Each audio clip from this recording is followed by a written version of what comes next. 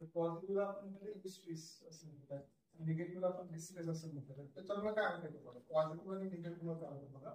Positive stress जर असेल तर आपण काय म्हणतात, मोटिवेट आणि इम्प्रूव्ह युअर परफॉर्मन्स. विद्यार्थ्यांमध्ये असतं पॉझिटिव्ह स्ट्रेस चांगला अभ्यास करेल आणि चांगल्या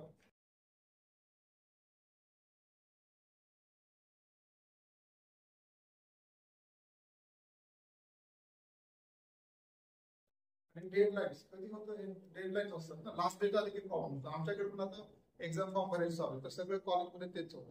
सगळेजण विद्यार्थ्यांना फोन करतायत, फॉर्म भरा फॉर्म भरा, ऑफिसमध्ये आम्हाला बर्डन देत आहेत, मी विद्यार्थ्यांना बर्डन देतोय. डेडलाईन लास्ट डेट आली की तो कामातच लागतो. नंतर आहे जॉब इन्सिक्युरिटी. जॉब इन्सिक्युअर्ड असतात जॉबमध्ये तर मात्र काय होणार, टेन्शन स्ट्रेस क्रिएट करणार. तुम्ही सेक्युअर असाल तर त्याचा ताण तुम्हाला येणार. आता अलीकडे हे चालू